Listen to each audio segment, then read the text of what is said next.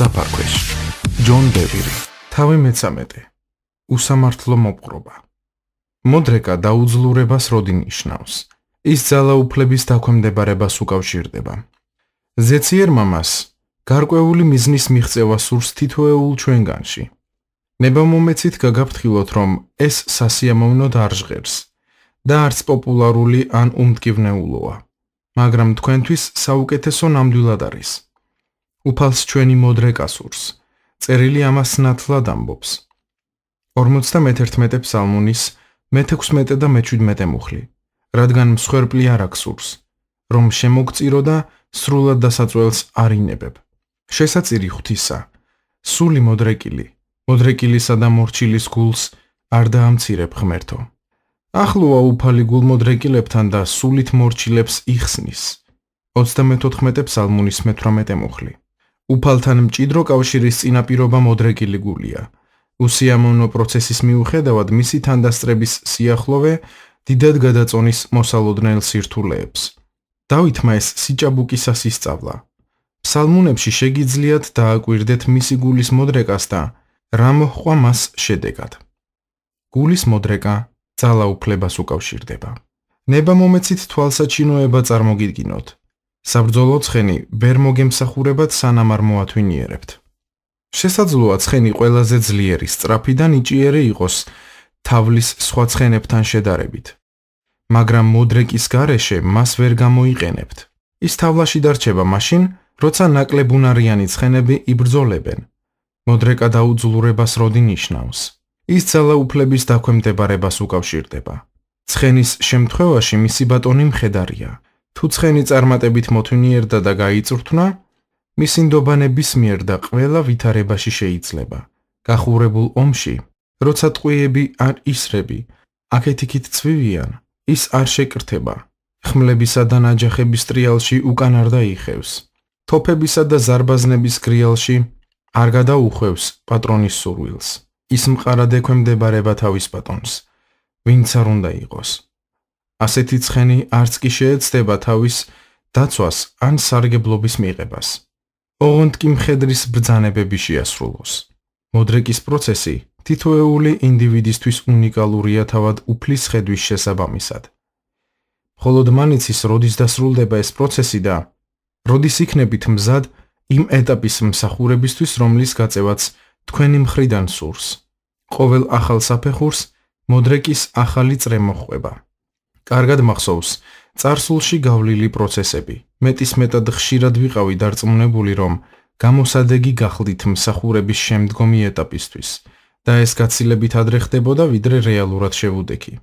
გაბედულად ვაცხადებდი სრულად ვემორჩილები შენს ძალაუფლებას ვიცი რომ მზად ვარ მსახურებისთვის შენი მოწოდების თანახმად თუმცა ჩემს გარშემო მყოფმა მოწიფულმა მორწმუნეებმა იცოდნენ რომ მოდრეკისგან შორს ვიყავი რასაკვირველია მოუთმენლად ველოდი შემდეგი რაუნდის დაწყებას ფეხის ქნევით ცახცახით და ჩემი უფლებებისთვის ბრძოლით რას ვიტყვით სასტიკ წინამძღოლებზე როგორც ცხენების შემთხვევაშია ჩვენი მოდრეკის პროცესიც ძალაუფლებას უკავშირდება ღმერთმა თითოეულ ჩვენგანზე მორგებული პროცესი შექმნა და ამას ყოველთვის მოყვება გარკვეული სახის წინამძღოლობა სწორედ ამიტომ წერდა პეტრე დაემორჩილეთ ყოველ ადამიანურ მმართველობას უფლის გულისთვის სახურნო დაემორჩილეთ ბატონებს მთელი მოშიშებით არა მარტო კეთილებს და შემწყნარებლებს არამედ უკუღმართთაც პირველი პეტრეს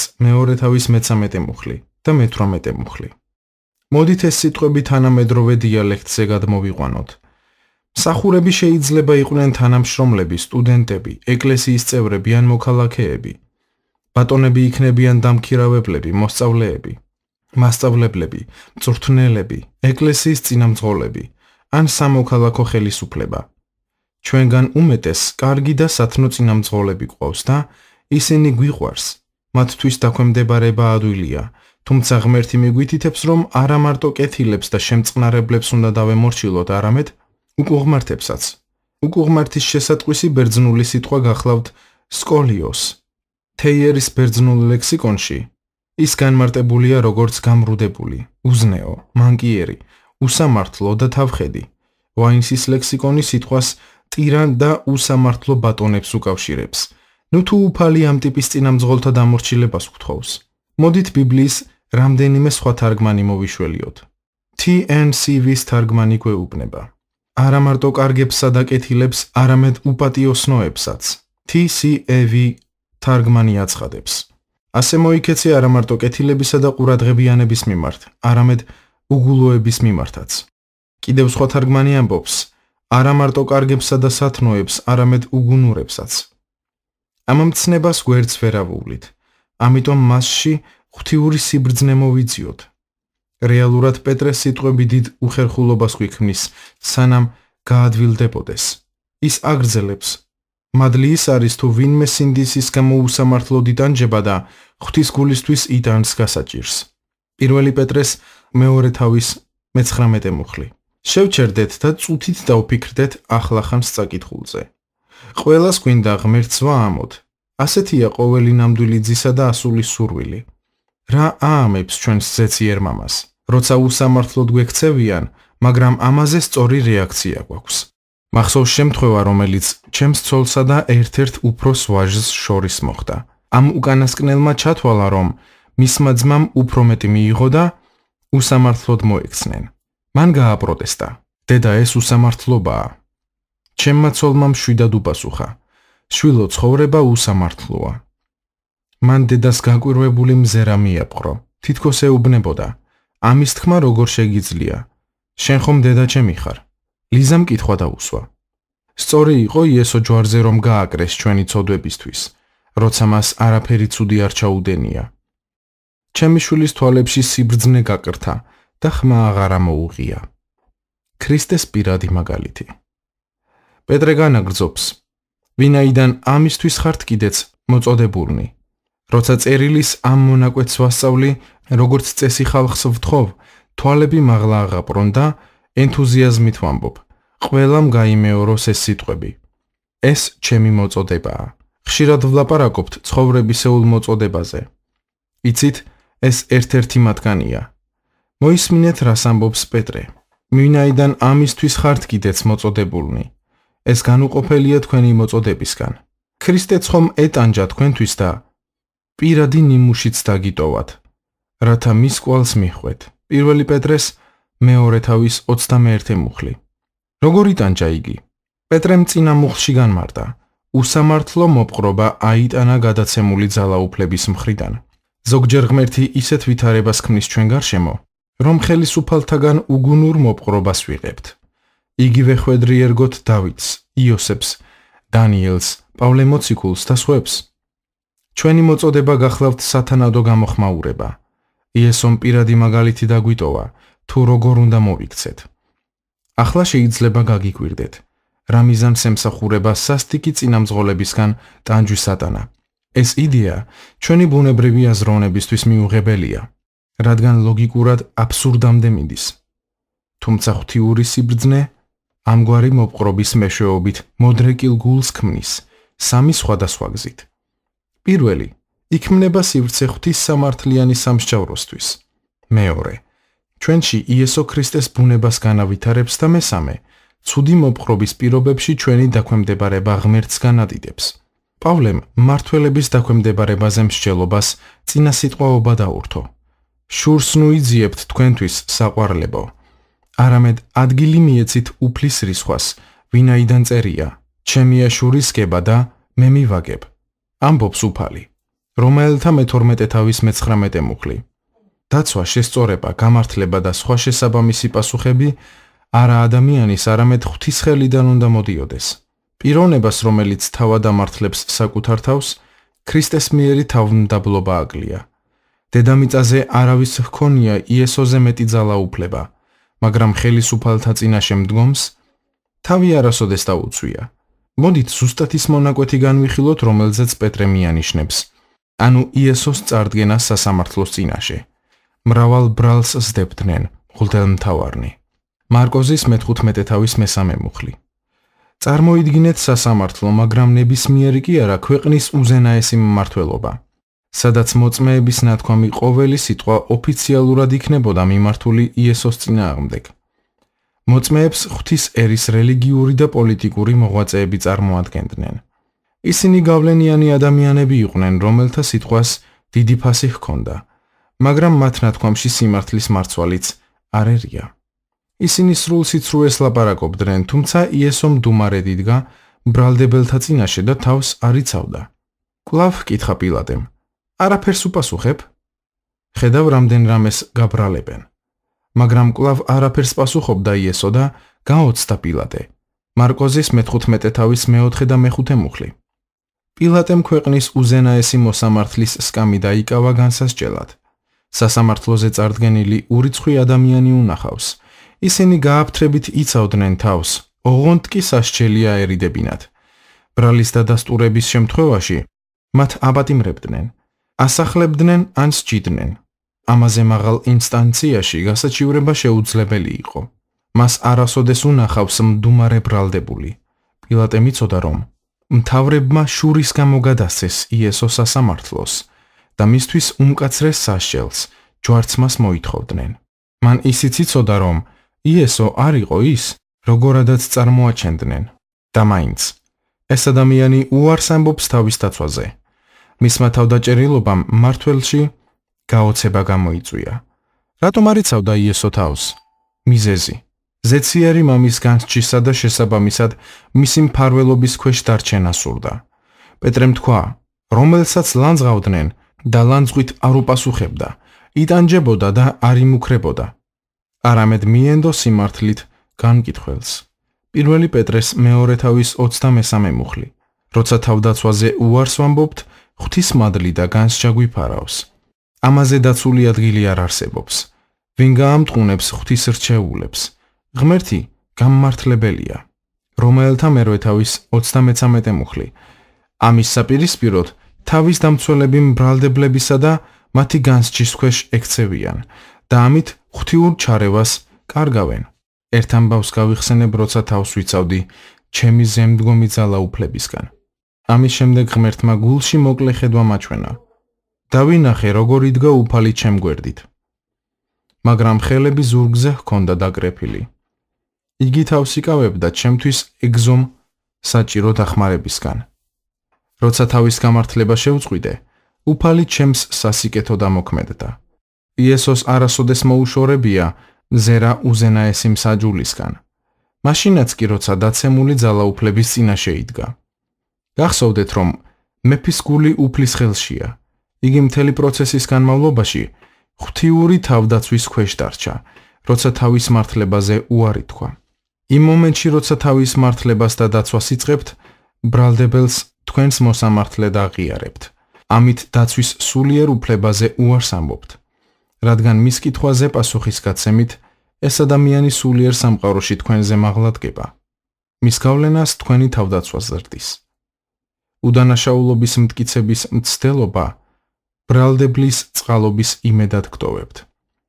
ამ მიზეზის გამო იესო შეგვაგონებს. სასწრაფოდ დაუზავდი შენს მეტოქეს, ვიდრე მასთან ერთად ადგახარ გზას, რომ მან მსაჯულს არ გადაქცეს, ხოლო მსაჯულმა მსახურს არ გადაქცეს და საპყრობილეში არ ჩაგაგდონ. ჭეშმარიტად გეუბნები შენ, ვერ გამოხვალ იქიდან, ვიდრე უკანასკნელ კოდრანტს არ გადაიხდი. მათეს მე-5 თავის 25 და 26 მუხლი. ამიგავიდან გამომდინარე მოგიწევთ იმ საფასურიც გადახდა, რომელსაც ბრალმდებელი საზღაურად მოითხოვს. რაც უფრო დიდი იქნება თქვენს მიმართ წყენა, მით ნაკლებ წყალობას გამოიჩენს ის და თქვენი ვალის ყოველ თეთრსა მოიღებს, სამართლიანი იქნება თუ არა მის თვალში. ბავშვური რწმენა. როცა ჩვენი უფროსი ვაჟი, ედისონი მესამე კლასში იყო, სადილზე მედალიზას ერთი პრობლემა გაგვიზიარა, რომელსაც სკოლაში წააწყდა. მისი აზრით, ერთ-ერთი ინსტრუქტორი ეჭვის თვალით უყურებდა. ედისონი გრძნობდა, რომ მასწავლებელს არ მოსწონდა და მას ადანაშაულებდა ყოველთვის, როცა კლასში საუბრობდნენ, ან უწესრიგობა იყო. ასე გრძელდებოდა გარკვეული ხანი, სანამ მასწავლებელმა სახლში შენიშვნა არ გამოგვიგზავნა, რომელიც ედისონის ყოფაქცევის ჩანაწერში უარყოფითად აისახებოდა. ჩემი ვაჟი ძალზე კეთილსინდისიერი ადამიანია და მისთვის მეტისმეტად ძნელი ასატანი გახდა ამ შენიშვნაზე ფიქრი. როცა თავის სასოწარკვეთას და შიშს გვიზიარებდა, სულ ცრემლებად დაიღვარა. ჩვენ დავარწმუნეთ, რომ მისი გვჯეროდა და დეტალების მოყოლა ვთხოვეთ. ედისონმა ამოიოხრა, ყველაფერში მე გამოვდივარ დამნაშავე, თუნდაც საქმეში რამდენიმე ადამიანი მონაწილეობდეს. მაინც მხოლოდ მე მბრალდება.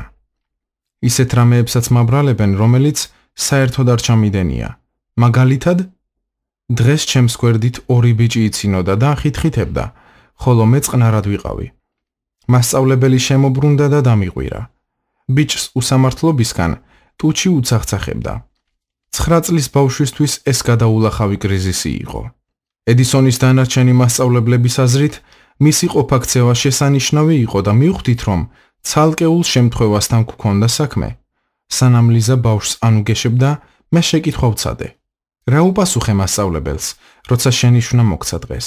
ამჯერად ედისონს თვალებში ცეცხლი აენთო. ვუთხარი, რომ მე არ ვლაპარაკობდი, არამედ ის ორი ბიჭი. დავინტერესდი. ყოველთვის ასე პასუხობ ხოლმე მის შენიშვნებს. ედისონმა მითხრა, დიახ, თუ არაფერი დამიშავებია. შევხედე და ვუთხარი. იცი შვილო, სწორედ ამაშია პრობლემა. თავსი მართლებ ძალაუფლების წინაშე და როცა ამას აკეთებ, ღმერთი არ გიცავს. მას გავუზიარე ამ თავში მოყვანილი ადგილები წერილიდან. კარგად გააზრებისთვის ჩემს გამოცდილებაზეც ვუამბე ჩვენი ეკლესიის ოფისის მენეჯერთან დაკავშირებით, რაზეც წინა თავში ვილაპარაკე. ზიანის მიმყენებელი უფროსი. ამ კაცს ვაჟი ჰყავდა, რომელიც ჩვენს ახალგაზრდულ ჯგუფში დადიოდა.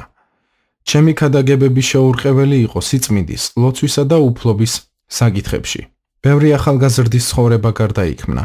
ერთხელაც ეს ბიჭი ჩემს ცოლთან მოვიდა ცრემლიანი თვალებით და უთხრა, რომ შეუძლებელი იყო სუფთა და წმინდა ცხოვრება, როცა ოჯახში ურჯულო ქცევები გაბატონებული იყო.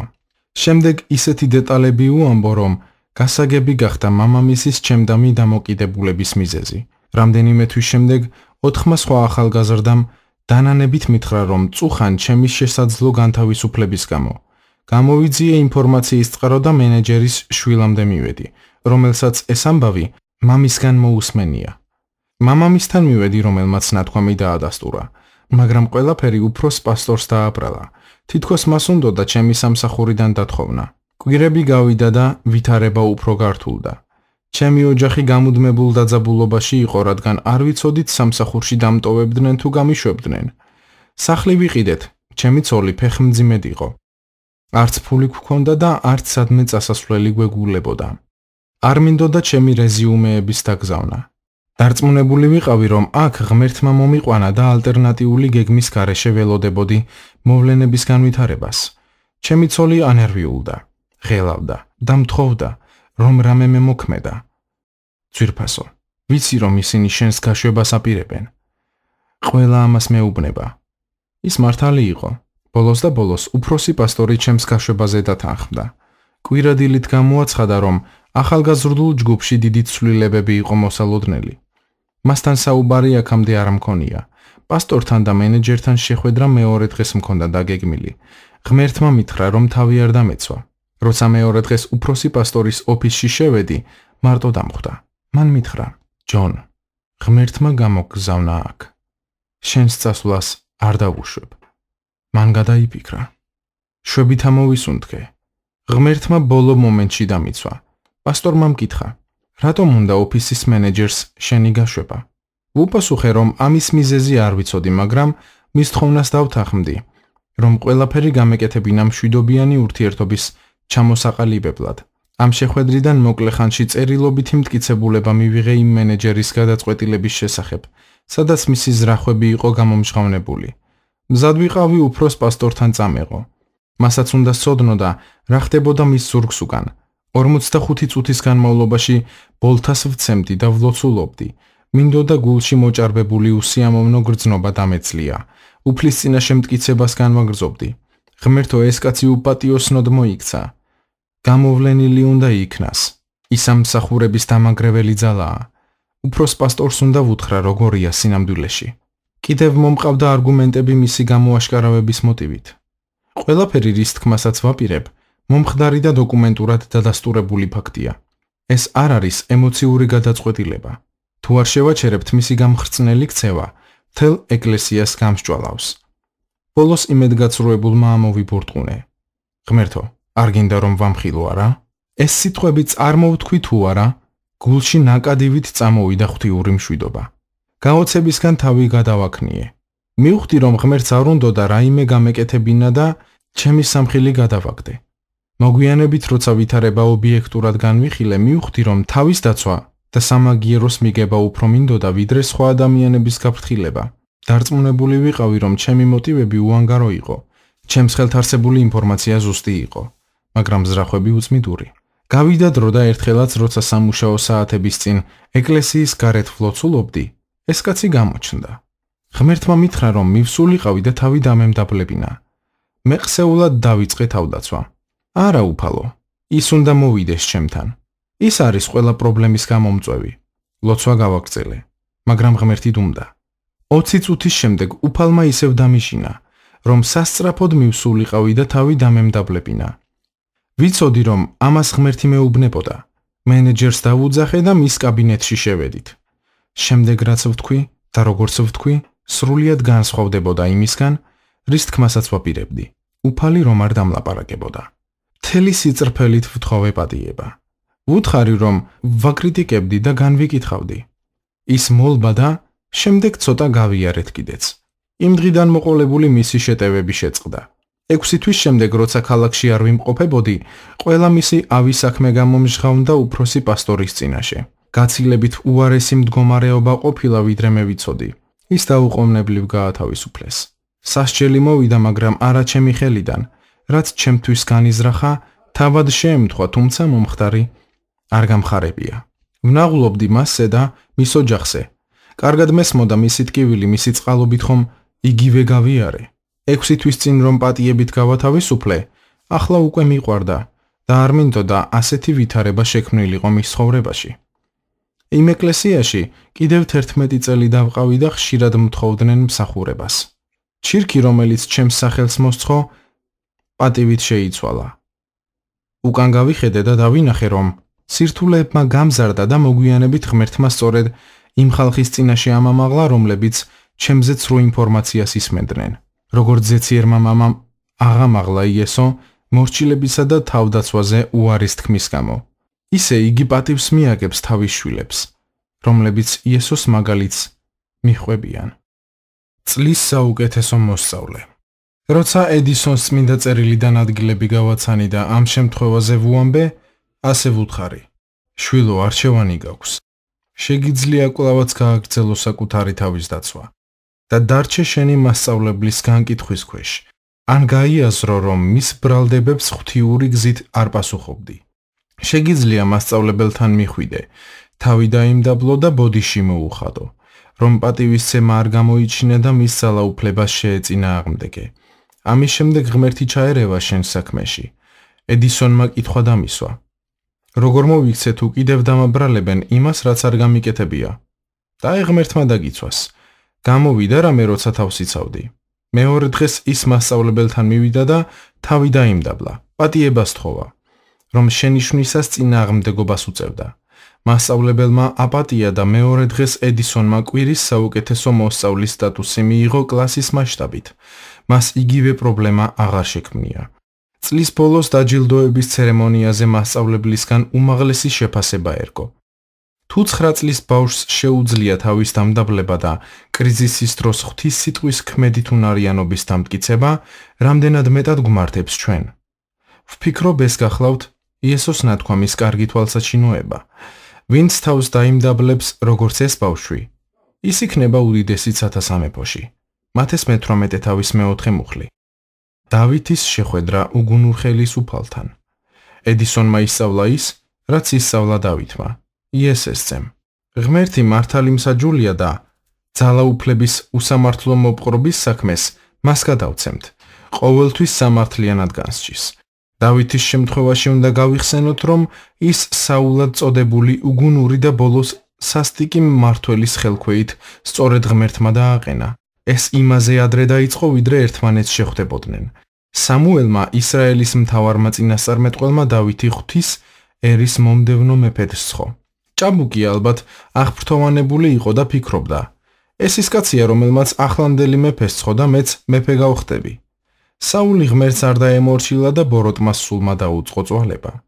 მას მხოლოდ მაშინ ჰქონდა შვება, როცა ვინმე ქნარზე უკრავდა. მისმა ამალამ ახალგაზრდა ჭაბუკის ძებნა დაიწყო, რომელიც დაუკრავდა და მეფეს მოემსახურებოდა. ერთ-ერთმა მსახურმა დავითზე იესეს ძეზე მოახსენა. მეფე საულმა დავითის მოსაყვანად ხალხი გაგზავნა, რომ სასახლეში მოსვლა და მისი მომსახურება ეთხოვათ. დავითი ალბათ ფიქრობდა, ღმერთი უკვე ასრულებს წინასწარმეტყველის დანაპირებს. მან საკუთარ თავს უთხრა, ეს იქნება ჩემი მეფედ შედგომის საწყისი ეტაპი. დრო გავიდა და დავითს ძმების მომარაგებას თხოვეს, რომლებიც იმ დროს ფილისტიმელებთან ომში მონაწილეობდნენ. ფრონტის ხაზთან მიახლოებისას მან ფილისტიმელი ფალავანი, სახელად გოლიათი დაინახა, რომელიც ღვთის არმიას მასხრად იგდებდა და ისიც გაიგო, რომ ეს ამბავი 40 დღე გრძელდებოდა. დავითს ისიც უთხრეს, რომ გოლიათის მძლეველს მეფე თავის ასულს ცოლად მიათხოვებდა. ჭაბუკი მეფეს ეახლა და ბრძოლის უფლებას თხოვა. მან გოლიათი მოკლა და ჯილდოდ საულის ასული მიიღო. მან მეფის კეთილგანწყობა მოიპოვა და მისი სიძე გახდა. იონათანმა, საულის უფროსმა ვაჟმა, საუკუნო მეგობრობის აღთქმა დაუდო დავითს. ღვთისხელი იყო დავითზე ყველაფერში, რასაც საული ავალებდა და წარმატებასაც მიაღწია. მეფემ მოითხოვა, რომ ჭაბუკი მის სუფრასთან მჯდარიყო მისი ვაჟების გვერდით. ყველაფერი საუცხოოდ მიდიოდა და დავითს ჟრუანტელი ული და მოლოდინით. ის სასახლეში ცხოვრობდა. მეფის სუფრაზე ჭამდა. მეფის ასული ჰყავდა ცოლად. იონათანის მეგობარი იყო და ყველა ლაშქრობაში წარმატება თანსდებდა. მან ხალხის კეთილგანწყობაც კი მოიპოვა. საკუთარი თვალით ხედავდა წინასწარმეტყველების აღსრულებას. საულმა დავითი მის ყველა მსახურზე მეტად აღამაღლა და თავის საჭურველ ტვირთველად დანიშნა. მეფემ ამად გაუხდა და ისიც დარწმუნებული იყო, რომ საული იმ დღისთვის ასწავლიდა და წვრთნიდა, როცა გვირგვინს დიდი პატივით დაადგამდა. დავითი ღვთის სიკეთით და ერთგულებით ხარობდა. მოულოდნელი ცვლილება. ერთ დღესაც ყველაფერი შეიცვალა. საული და დავითი ბრძოლის ველიდან ბრუნდებოდნენ და გვერდიგვერდ მოდიოდნენ, როცა ისრაელიანი ქალები ცეკვა სიმღერით გამოეგებნენ. საულმა მოსრა თავისი 1000-ები, დავითმა კი 10,000-ები. საული განრისხდა და იმ დღიდან ჭაბუკი შეიძულა. მეფემ არაერთხელ სტყორცნა შუბი, რადგან მისი მოკლა განიზრახა. წმინდა წერილის თანახმად საულმა დავითი შეიზიზღა, რადგან ხვდებოდა ღმერთი რომ იყო მასთან. ისიც უწყოდა, რომ თავად მას უფალი გაეცალა. დავითს გაქცევა მოუხდა სიცოცხლის გადასარჩენად. წასასვლელი რომ არსად ჰქონდა, უდაბურ ადგილებში მივიდა. რა ხდება? იძახდა დავითი. აღთქმა ასრულებას იწყებდა და ახლა ისევ ჩაიკეტა. ჩემი მენტორი და წინამძღოლი მოკლას მიპირებს. რა უნდა გავაკეთო? საული ღვთისმსხებული მსახურია. რა შანსი მაქვს მის წინააღმდეგ? ის მეფეა, ღვთისკაცი, რომელიც ღვთის ერს მართავს. რატომ დაუშვა ეს ღმერთმა? ახლა საული დავითს დევნის უდაბნოდან უდაბნოში, გამოქვაბულიდან გამოქვაბულამდე და თან 3,000 რჩეული ისრაელიანი მეომარი ახლავს. მას მხოლოდ ერთი მიზანი, დავითის განადგურება ამოძრავებს. ამ მომენტისთვის აღთქმა მიმქრალ აჩრდილს წააგავს, რადგან დავითი დევნილია, აღარც სასახლეში ცხოვრობს და არც მეფის ნუგბარს მიირთმევს. მისი სამკვიდრო ნესტიანი გამოქვაბულია, ხოლო საკვები უდაბნოს მხეცების ნარჩენები. ის მეფის მხარდამხარ აღარ იბრძვის და ყოფილი თანამებრძოლი ახლა მასზე ნადირობს. დავითს არც თბილი ლოგინი ეგულება, არც თანხმლები მსახურები ჰყავს და მეფის კარზე ქებაც კარგახანია აღარ სმენია. მისი ცოლი სხვა კაცს მიათხოვეს. როგორ შეეძლო ასეთი რამის გაკეთება კაცს, რომლის ძალაუფლების ქვეშაც ღმერთმა დააყენა? დიდი საფიქრებელია, რომ დავითს სიბრაზე, იმედგაცრუება და გულგატეხილობა ტანჯავდა.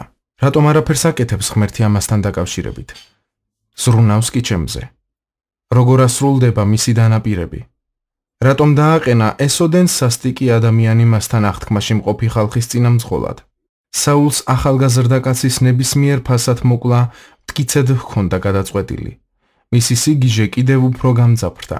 ქალაქ ნობაში მღვდლები ცხოვრობდნენ, რომლებმაც დავითს თავშესაფარი, საკვები და გოლიათის მახვილი მისცეს. მათ არაფერი იცოდნენ საულისგან დავითის გაქცევის შესახებ და მეფის მორიგ დავალებაზე მიმავალი ეგონათ. ისინი უფალს დაეკითხნენ მის გამო და თავის გზაზე გაუშვეს. როცა საულმა ეს ამბავი გაიგო, გაცოფდა. მან 85 უდანაშაულო მღვდელი დახოცა და ქალაქი ნობი מחვილს მისცა, მამაკაცების, ქალების, ბავშვების, ჩვილებისა და ცხოველების ჩათვლით. მან უდანაშაულო ხალხს ის სასჯელი არგუნა, რომელიც ყამალეკისკენ უნდა მიემართა. თითქმის შეუძლებელია გონივრულ დასკვნამდე მისვლა, თუ რატომ აირჩია ღმერთმა ასეთი წინამძღოლი. საული მკვლელი გახლდათ. როგორ დაუშვა ღმერთმა, რომ მისი სული ასეთ ადამიანზე გადმოვიდა. ბევრი ამბობს, რომ საული ხალხის რჩეული იყო, ხოლო დავითი ღვთისა ასეთ მცდარ განცხადებას ის ხალხი აკეთებს, რომლისთვისაც მიუღებელია სასტიკი წინამძღოლის ღვთისგან დაყენების იდეა. მართალია ხალხს უნდოდა მეფე, მაგრამ საულიც და დავითიც ღმერთმა აირჩია. მან თქვა, გავამეფე საული. 1 სამუელის 15 მე-11 მუხლი. ერთხელაც საულმა შეიტყო, რომ დავითი ყენგედის უდაბურ ადგილებში იმალებოდა და იქითკენ გაემართა 3000 მეომრით. გზაზე იმ გამოქვაბულებში მოისვენეს, სადაც დავითი იმალებოდა. როცა საულმა და მისმა ხალხმა სამოსი გაიხადა დასაბანად, წერილის თანახმად დავითი მისმა კაცებმა წააქეზეს.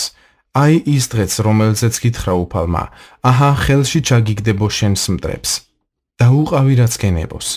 დავითი ჩუმად მიეპარა საულს და მოსასხამის კიდე მოაჭრა. შემდეგ დავითი ძალიან ნანობდა, რომ ასე მოიქცა.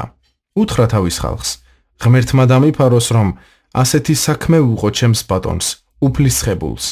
ხელს არ აღუმართავ მასზე, რადგან უფლის მიერ არის იგი ცხებული. ამ სიტყვებით გააჩერა თავისი ხალხი დავითმა და ნება არ მისცა, რომ საულს თავს დასხმოდნენ. გამოვიდა საული გამოქვაბულიდან და წავიდა თავის გზაზე. 1 სამუელის 24 მე-4 მუხლიდან მე-7 მუხლის ჩათვლით. რაც შეეხება სინდისის კენჯნას, წერილი ამბობს, რომ წუხდა ამის შემდეგ გულში დავითი. მისი გული მაშინაც კეთილგანწყობილი დარჩა წინამძღოლის მიმართ, რომელმაც ამდენი სიმწარე გამოატარა ცხოვრებაში. ცხადია ის შეეწინააღმდეგა ბრაზის, შიშისა და იმედგაცრუების აზრებს და დაიმორჩილა. ვინაიდან უკვე ხელს ჰქონდა საულის მოსასხამის ნაწილი, მისი გამოყენება განიზრახა თავისი უდანაშაულობის დასამტკიცებლად.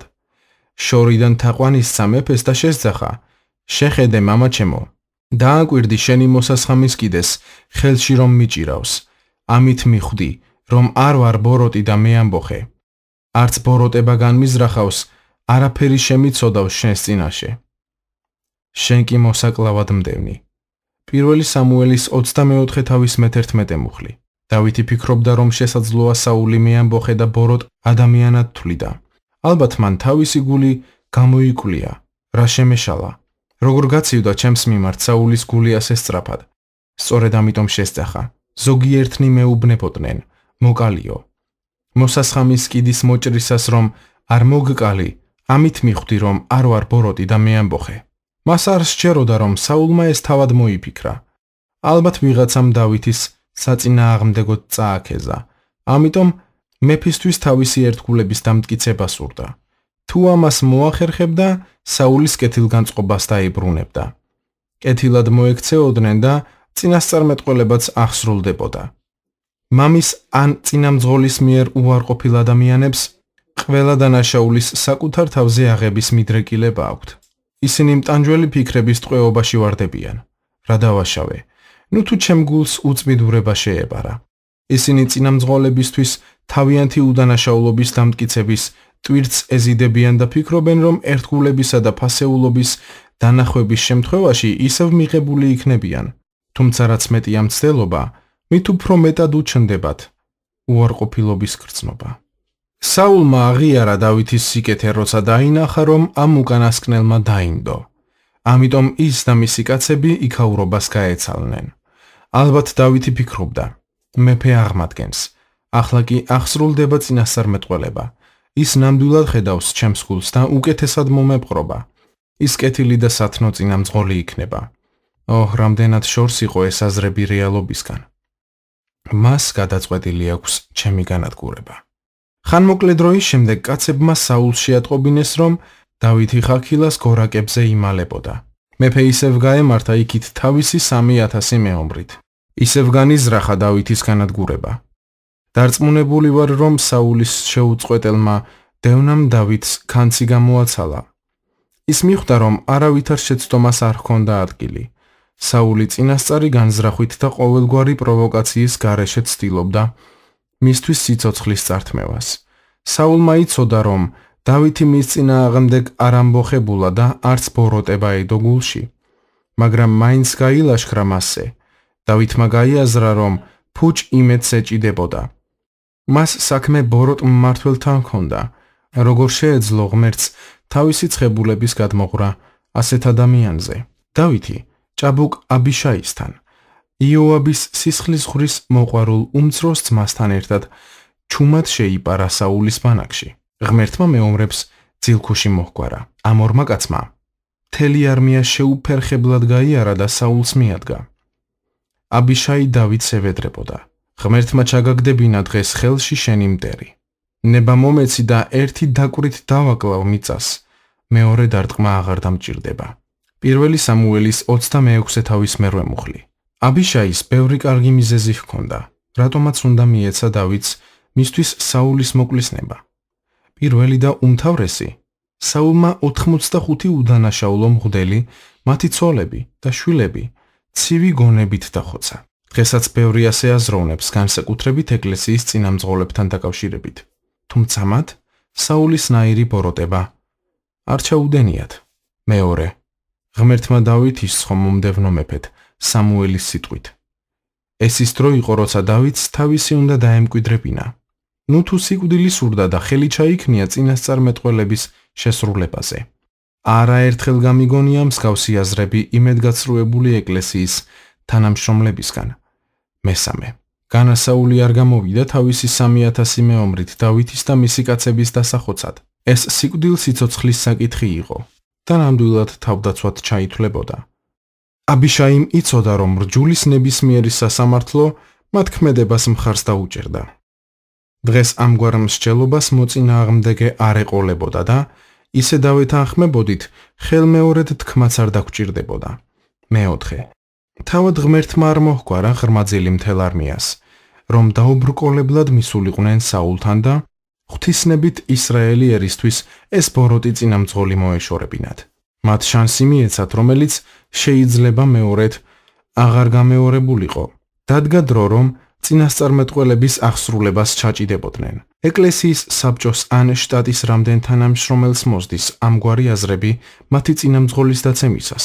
ისინი ფიქრობენ, ღმერთმა ისეთ ვითარებაში ჩააგდო, რომ შეგვიძლია მისი წინამძღოლობისგან გათავისუფლება. ამგვარი მსჯელობა მათ დაუქვემდებარებელ გულს ააშკარავებს. ყველა ეს მიზეზი საუცხოოდ ისმინება. მათში საღი აზრია და გარდა ამისა, დავითს მეორე ერთგული ძმის მხარდაჭერაც ჰქონდა.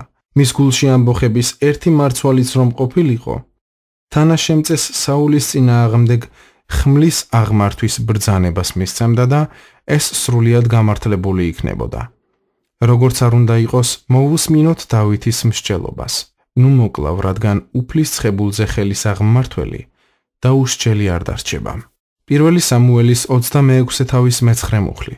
თანამედროვე სიტყვებით ასე გამოითქმის. ნუ შეეხებით მას სიტყვით ან საქმით, რადგან ვინ დარჩება უდანაშაულო თავის წინამძღოლზე შეტევის შემდეგ. დავითი საულს არ მოკლავდა მიუხედავად იმისა, რომ მან უდანაშაულო ხალხი დახოცა და თავად მისი მოკლაც სურდა. ის შურს არ იძიებდა, არამედ ყველაფერს ღვთის ხელს გადასცემდა. მისთვის უფრო ადვილი იქნებოდა ამ საქმის იქვე მოგვარება, ადვილი დავითისა და ისრაელიერისთვის. მან იცოდა, რომ ერი უმწყემსოდ დარჩენილ ფარას ჰგავდა და ბოროტი ადამიანი ხალხზე ძალადობდა, თავისი ეგოისტური მიზნების აღსასრულებლად. ძნელია უარი თქვა თავდაცვაზე, მაგრამ კიდევ უფრო რთულია მშობლიური ერი შეშლილი მეფისგან არ დაიხსნა. დავითმა გადაწყვეტილება მიიღო, თუმცა კარგად იცოდა, რომ საულს მისი მოკლის სურვილი ასულდგმულებდა. მან ერთხელ აჩვენა გულის სიწმინდე, როცა მეფე დაინდო. ახლაც არ აპირებდა მის ვნებას. საული მისი წინამძღოლი და ღვთის ცხებული მსახური გახლდათ. ამიტომ ის ღმერთს გადასცა განსასჯელად. დავითს საკმარისი სიბრძნე ჰქონდა, რომ ასე მოქცეულიყო. თუმცა მისი გადაწყვეტილება საყოველთაოდ მიღებულ მოსაზრებებს ეწინააღმდეგებოდა. თქვენ იკითხავთ, ვინ გამოიყენა ღმერთმა საულის, მისი მსახურის დასასჯელად. პასუხია: ფილისტიმელები. უფალი მრავალგზის გამოიყენებს ურწმუნო ადამიანებს ან საერო ორგანიზაციებს, რომ თავისი მსჯავრი აღასრულოს ეკლესიის წინამძღოლებზე. საული ბრძოლაში დაეცა თავის ძეებთან ერთად. თუმცა დავითს არ გახარებია, როცა ეს ამბავი მიუტანეს. ის გლოვობდა. ფაქტობრივად, დავითმა დასაჯა ადამიანი, რომელმაც ახარა საული მოვკალიო, თუმცა სინამდვილეში მას ეს არ ჩაუდენია. ამ კაცს იმედი ჰქონდა, რომ დავითის კეთილგანწყობას დაიმსახურებდა, მაგრამ საპირისპირო შედეგი მიიღო. დავითმა ასე უთხრა: როგორ არ შეგეშინდა და ხელი როგორ აღმართე უფლისმსხებულის მოსაკლავად. სასჯელის აღსრულების შემდეგ დავითმა ასე უთხრა მკვდარს: შენს თავზე იყოს შენივე სისხლი, რადგან შენმავე ბაგემ გამხილა, როცა თქვი, მე მოვკალიო უფლისმსხებული. მეორე სამუელის პირველი თავის 16 მუხლი. შემდეგ დავითმა საგალობელი დაწერა იუდას ხალხისთვის, რომ ამით პატივი მიეგოთ საულისა და მისი ძეებისთვის. მან ისრაელიანებს დაავალა, რომ ეს ამბავი არ გაეცხადებინათ ფილისტიმელთა ქალაქებში მტრის გასახარებლად. საულის დაცემის ადგილზე წვიმის და ცვარის ჩამოსვლა აკრძალა. მთელ ისრაელს მოუწოდა, რომ საული ეგლოვათ. ეს არ ჰგავს იმ ადამიანის საქციელს, რომელსაც გულში შურისგება უდევს და თავის წინამძღოლს მეტად აღარ მიაგებს პატივს. არა, ასეთი ადამიანი იტყოდა, რომ მან მიიღო ის, რაც დაიმსახურა. უფრო მეტიც, დავითმა არ დახოცა საულის სახლის გადარჩენილი წევრები. პირიქით, მათ მიმართ სიკეთე გამოიჩინა, მიწა და საკვები უბოძა და სამეფო სუფრაზე დასხა. შეიძლება რომ ითქვას, ამ ადამიანს თავისი წინამძღოლის დასჯა გაუხარდა. მე ამბოხე გულის მქონე ხალხი ხარობს სულიერი ლიდერის დაცემისას. ისინი ფიქრობენ, საზღაური მიიღო. ისინი როგორც წესი, ჭორით ან შეურაცმყოფელი შენიშვნებით ეხმარებიან, რომ სასჯელი მალე მოეწიოს. მათ არ აქვთ დავითის მსგავსი გული. მათ არ აქვთ ღვთისმიერი გული. საკურთხებლად დაყენებული. უნდა გავითვალისწინოთ, რომ ღმერთი ძალაუფლების მხრიდან უსამართლო მოპყრობას ჩვენი საბოლოო სიკეთისთვის უშვებს. იგი ამას კურთხევისთვის იყენებს. პეტრეს შეგონებას აგრძელებს. ნუ მიაგებთ ბოროტის წილ, ნურც ლანძღვას ლანძღვის წილ. პირიქით, აკურთხეთ, რადგან ამისთვის ხართ მოწოდებულნი, რათა კურთხევა დაიმკვიდროთ. პირველი პეტრეს მესამე თავის 9 მუხლი. კურთხევა ყოველთვის არ შედგება ბუნებრივი საგნებისგან, თუმცა ხშირად შეიძლება ასეც იყოს. ის უფრო მნიშვნელოვან სფეროებზე ვრცელდება, როგორიცაა ქრისტეს მიერი ბუნება, ცათა სამეფოს წინსვლა, ძალაუფლებაში ზრდა, ან საუკუნო ჯილდო. როცა ღვთიურ ძალაუფლებას ვემორჩილებით, ჩვენს სულიერ კეთილდღეობას არაფერი ემუქრება. პეტრემ ეს ნათლად გააცხადა კითხვით: ბოროტს ვინ გაგიკეთებთ თუ კეთილის მოშურნე იქნებით? პირველი პეტრეს მესამე თავის 13 მუხლი. ამ განცხადების კონტექსტი იესოს მაგალითის მოყოლას გულისხმობს. რაც შეეხება ქრისტეს ბუნებას, პეტრე გვარიგებს, რადგან ერთხელ ქრისტეც მოკვდა ჩვენი ცოდვების გამო, მართალი უმართლოთა გამო, ვინაიდან ქრისტე ჩვენთვის სხეულებრივად ეტანჯა, თქვენც განიმსჯვალეთ იმავე აზრით, რადგან ვინც ხორციელად იტანჯება, წყვეტს ცოდვის ჩატენას. პირველი პეტრეს მესამე თავის 18 მუხლი, მეოთხე თავის პირველი მუხლი. პეტრე მიგვითითებს, რომ ქრისტეს მიერი ტანჯვების ასატანად აღვიჭურვოთ, რაც მისი წერილის კონტექსტის თანახმად ძალაუფლებისგან უსამართლო მოპყრობას გულისხმობს. გინახავთ მეომრები, რომლებიც ბრძოლის ველზე უიარაღოდ მიდიან, არც თოფები, არც ტყვიები, არც დანები, არაფერი, რა შეუსაბამოა. და მაინც, ბევრი მორწმუნე არ არის აღჭურვილი უსამართლო მოპყრობის ასატანად. შეურაცხყოფილები, ელდანაცემები და განცვიფრებულები რჩებიან. მათი რეაქცია გონებრივ მსჯელობას ეფუძნება და არა ღვთის სიტყვაში გადმოცემული პრინციპით მოქმედებას ძალაუფლების მიმართ. ნებამომეცით აღჭურვილი ადამიანის მაგალითი მოვიყვანო. ავიახაზების პილოტობისთვის მზადების არსებითი ნაწილი ფრენის სიმულაცია გახლავთ. საფრენ მოდელში ვარჯიშისას პილოტებს ყველა საავარიო ვითარებასთან შეხება უწევთ. სიმულაციის უსაფრთხოების პირობებში მათი საპასუხო უნარჩვევები იხვეწება, სანამ წარმატებით თავის გართმევას ისწავლიან. ამგვარი მზადება მათ საავარიო სიტუაციებისთვის აღჭურვავს. რეალური ფრენის დროს პილოტები პანიკაში არ ვარდებიან. მათ სწორი რეაქცია აქვთ ფართომასშტაბიანი პროფესიული მომზადების წყალობით და ხელმძღვანელობით. შესაძლოა მგზავრები აფორი აქთნენ, ელდასა და ისტერიას მიეცნენ, მაგრამ პილოტები მშვიდად არიან და მართვის სადავეები უპყრიათ. ავიაკატასტროფების შემდგომი შავი ყუთების ჩანაწერების კვლევა მათ საოცარ სიმშვიდეს ცხადყოფს. როგორც წესი პილოტების ხმაში, პანიკა არ იგრძნობა, თვით დარტყმის მომენტის წინაც კი. ისინი აღჭურვილები არიან. ეს წიგნი ფრენისთვის წვრთნის სახელმძღვანელოდ გამოგადგება. მისი სათქმელის ფარგლებში ღვთის სიტყვა იმ მრუდებისთვის გამზადებთ, რომლებსაც ცხოვრება მოგიტანთ ძალაუფლებასთან დაკავშირებით. თუ სწორად უპასუხებთ, კურთხევა მოვა. პეტრე გვეუბნება, რომ ქრისტეს ტანჯვის კვალზე მოსიარულეებმა შეწოდება შეწყვიტეს. რა საოცარი განაცხადია. სხვა სიტყვებით, ვინც ძალაუფლების მხრიდან უმართლო მოპყრობას სწორად ეხმაურება, სულიერ მოწიფულობამდე მიდის. უფრო დიდებული აღთქმაც არსებობს. პავლე ამტკიცებს. სარწმუნოა სიტყვა. თუ მასთან ერთად დავიხოცეთ, მასთან ერთად ვიცოცხლებთ კიდეც. თუ მოვითმენთ, მასთან ერთად ვიმეფებთ კიდეც. მეორე ტიმოთეს მეორე თავის მე-11 და მე-12 მუხლი. სულიერი ძალაუფლება მას ერგება, ვინც ქრისტესავით იტანჯა. რაც უფრო მეტ სიძნელეს გადიხართ, მით მეტ ძალაუფლებას განდობთ ღმერთი. კიდევ ვიმეორებ, რომ ღმერთი კურთხევისთვის გამზადებთ, როცა უგუნურ მმართველთან შეხვედრა გიწევთ. როგორ უპასუხებთ ვითარებას? სწორად, კურთხევის მისაღებად, თუ განაწყენებით და სიმწარით. არჩევანი თქვენზეა. აირჩიეთ გამარჯვებულის გზა, რომელიც სიცოცხლეა.